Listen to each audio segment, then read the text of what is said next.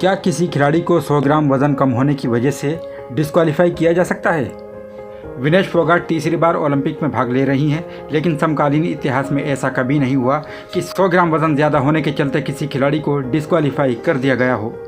अगर किसी खिलाड़ी का वजन ज़्यादा होता है तो उसे कुछ घंटे का समय दिया जाता है, तो फिर विनेश को समय क्यों नहीं दिया गया? खिलाड़ियों से ज़्यादा अधिकारी ओलंपिक में गए, वो क्या कर रहे थे? पहले दिन वज़न ठीक था, अगले दिन किस जादू से वज़न बढ़ गया? क्या दिक्कत विनेश फोगाट के मेडल से थी? आखिर कौन है जिसे विनेश फोगाट की जीत हजम नहीं हुई? किसने देश की बेटी की पीठ में छुरा घोंपा? किसने ताकत का दुरुपयोग किया? किसका चेहरा बचाने के लिए ये साजिश हुई? आइए जानते हैं इस बारे में कांग्रेस नेता रंजीत सिंह सुरजेवाला से।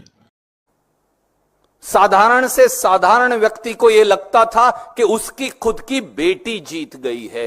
हिंदुस्तान का मान और गौरव गर्व से इतना ऊंचा हो गया था। हां, सत्ताधारी कुछ लोग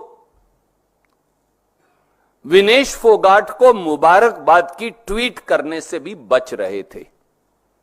सरकार के खेल मंत्री, प्रधानमंत्री, बड़े बड़े मंत्री, नेतागण, बीजेपी के राष्ट्रीय अध्यक्ष वो जरूर कतरा रहे थे, क्योंकि इन सबका एक संदर्भ था।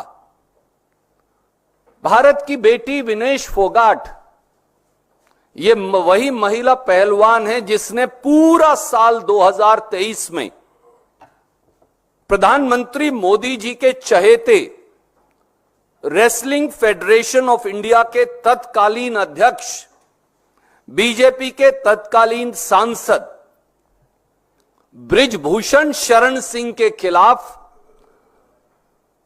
शारीरिक, मानसिक यातना के खिलाफ एक बुलंद आवाज उठाई थी देश की खिलाड़ियों, महिला पहलवानों की ओर से। यह वही विनेश फोगाट तो है जिसने इस देश की अन्य महिला पहलवानों और दूसरे पहलवान भाइयों के साथ 140 दिन से अधिक रेसलिंग फेडरेशन ऑफ इंडिया में से गुंडागर्दी, मानसिक और शारीरिक प्रताड़ना के खिलाफ जंतर मंतर पर एक लो जगाई थी क्रांति की।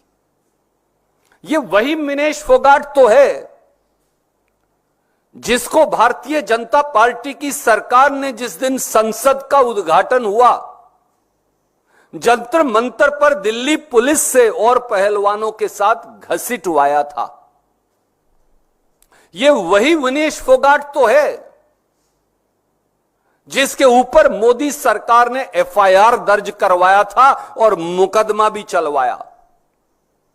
यह वही विनेश फोगाट तो है जो पूरे हिंदुस्तान के सत्ता तंत्र, स्पोर्ट्स के सत्ता तंत्र के खिलाफ शौर्य और धैर्य के चलते, जज्बे और साहस के चलते,